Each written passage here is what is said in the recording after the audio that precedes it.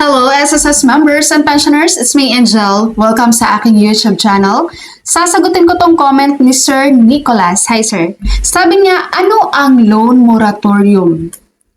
Okay, sa mga hindi pa po nakakaalam kung ano po itong loan moratorium na minsan, no? Minsan po ay ino-offer ng SSS, ng Pag-ibig, ng GSIS para sa kanilang mga members na meron pong loan.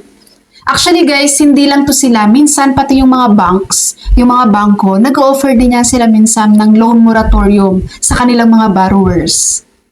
Ang ibig pong sabihin nitong loan moratorium ay pansamantalang pag-suspend, pag-pause or pagtigil po ng pagbabayad ng inyong utang or ng inyong loans.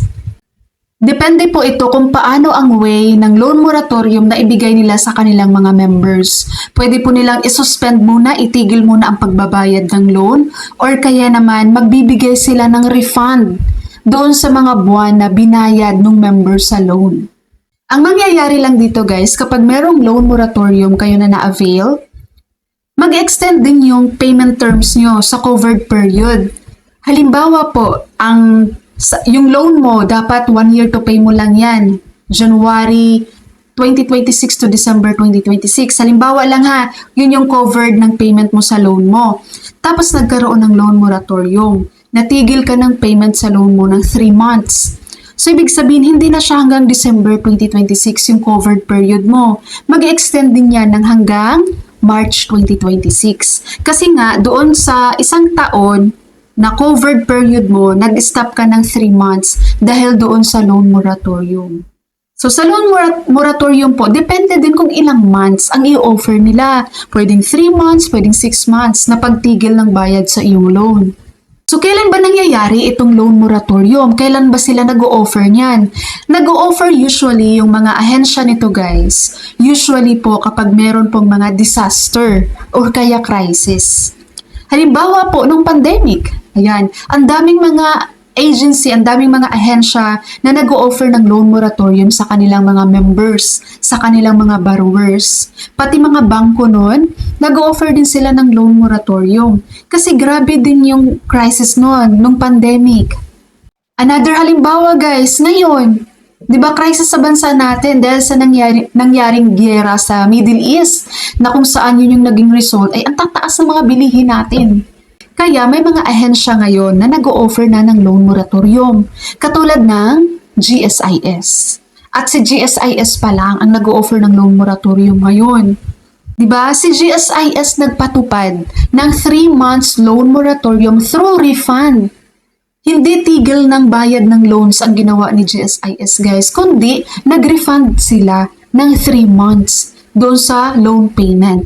At ang covered na mga buwan doon ay December 2025, January 2026, and February 2026. Ibig po sabihin, yung mga members and pensioners ni GSIS na merong loans at may mga loan payments sila na ginawa sa mga months na binanggit ko, itong binayad nila na to guys, i-refund sa kanila, ibabalik sa kanila.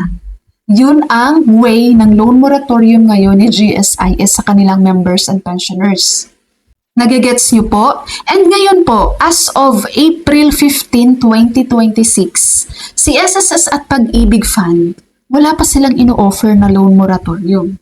Hindi natin alam kung mag-o-offer ba sila or kailan sila mag-o-offer. No, pero sana mag-o-offer sila kasi ito yung mas maraming nag-aabang ngayon.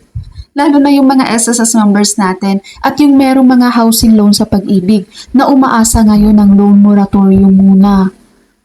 No, kaya sana very very soon naman sana mag-offer din si SSS at Pag-ibig Fund ng loan moratorium sa kanilang mga members and pensioners. Kasi malaking tulong din yun. Kasi nga guys, diba, grabe yung nangyari ngayon sa ating crisis guys.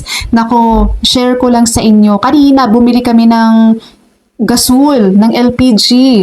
Dating 780 lang yun guys. And ngayon, ang bili namin, 1,500. Nako, nagdoble bigla yung presyo.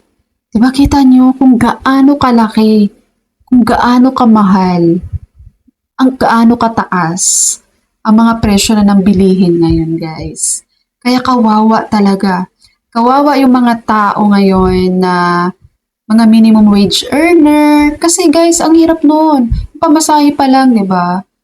Yung mga bilihin na pagkain sa labas, syempre nagtataas na rin yan sila dahil yung gas at taas. Yung mga senior citizens natin, lalong-lalo na yung mga hindi na suportahan ng maayos financially ng kanilang mga anak, di ba guys? Kawawa naman sila. Kaya sana, yung mga senior citizen natin, no, sana kayo ay member ni SSS, kayo ay pensyonado ni SSS, para naman, may, monthly at least may natatanggap pa rin kayong pensyon. Kaya guys, sa mga ano natin dyan, mga para ako na problema no. Kasi nakikita ko guys kung gaano kawawa yung mga seniors natin na hindi po pensyonado ni SSS. Promise.